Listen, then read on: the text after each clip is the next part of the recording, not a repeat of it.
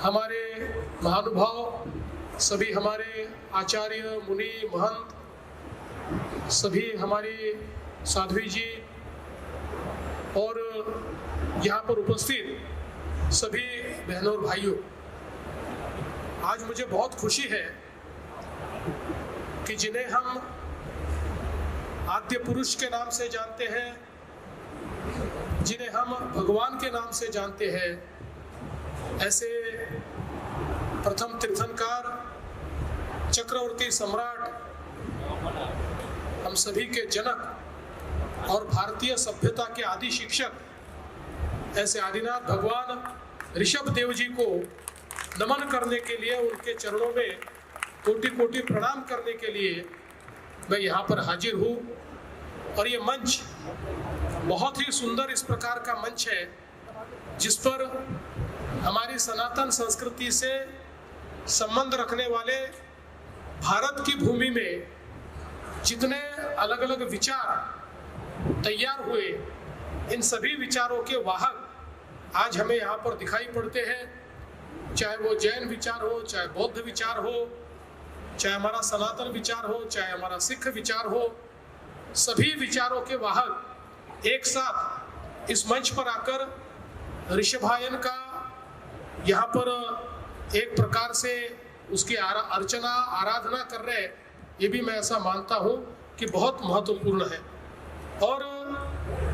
आज 1111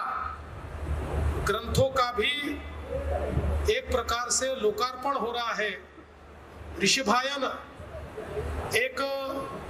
ऐसा विचार है, भगवान ऋषभ देव जी ने जिस प्रकार से एक जीवन का मार्ग दिखाया,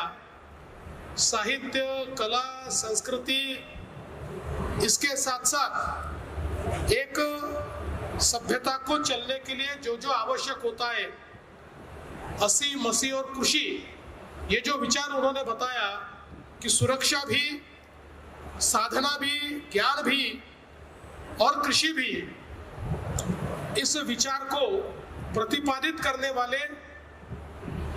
1111 ग्रंथ जो बहुत ही ज्यादा अनुसंधान के साथ यहाँ पर तैयार किए गए हैं, उनका लोकार्पण हो रहा है। और कल तक इनकी संख्या 1400 तक पहुंच जाएगी। ये भी मैं ऐसा मानता हूं कि अपने आप में एक बहुत बड़ी बात है। एक प्रकार से हमारी सभ्यता में अगर किसी चीज की कमी रही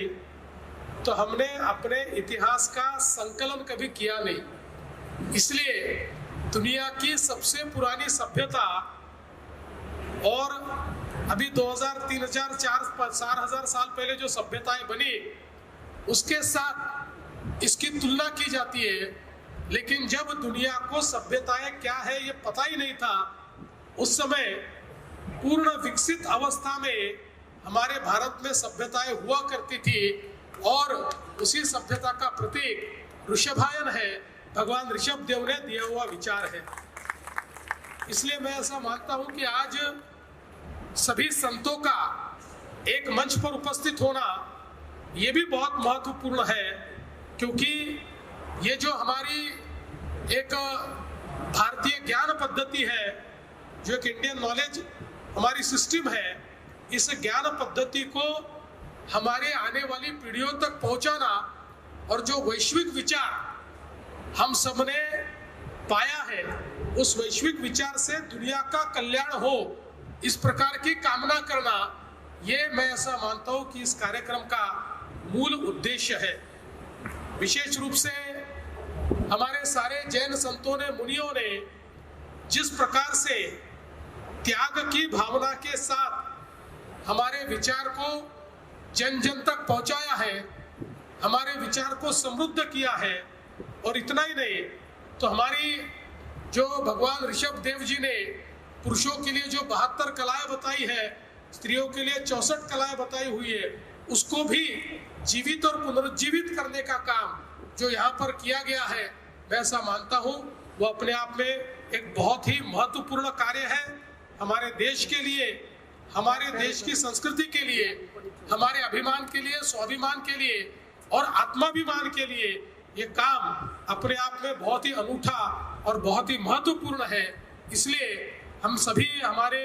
जो महाराज साहब यहाँ पर उपस्थित है, उन सभी को मैं नमन करता हूँ। और इस कार्य में महाराष्ट्र की सरकार की ओर से आपने जो अपेक्षा व्यक्त की है कि यहाँ पर भगवान ऋषभ देव जी के लिए कोई अच्छा स्थान तैयार हो, तो निश्चित रूप से आपसे चर्चा करके कुछ स्थान हम ढूंढेंगे और उस प्रकार का स्थान हम लोग निश्चित करके, और एक जिसको हम वैश्विक कह सकते हैं, इस प्रकार का भगवान ऋषभ देव जी का स्थान यहाँ हम कैसे तैयार कर पाए, और उसके माध्यम से जो उन्होंने हमको ज्ञान दिया है, एक प्रकार से सभ्यता को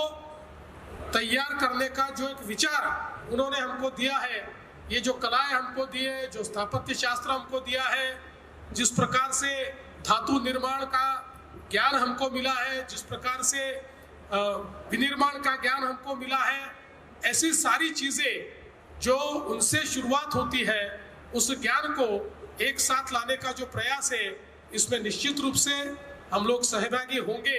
ऐसा मैं आप सभी को यहाँ पर आश्वस्त करता हूँ। और इस बहुत ही अच्छे कार्यक्रम में आपने मुझे यहाँ बुलाया, भगवान ऋषभ देव जी के दर्शन करने का मौका दिया, और ये जो हमारा बहुत ही बहुमूल्य ज्ञान है, इस ज्ञान के साथ जुड़ने का आपने मुझे मौका दिया, इसलिए आपका आभार व्यक्त करते हुए अपने शब्दों को विराम देता हूँ। धन्यवाद।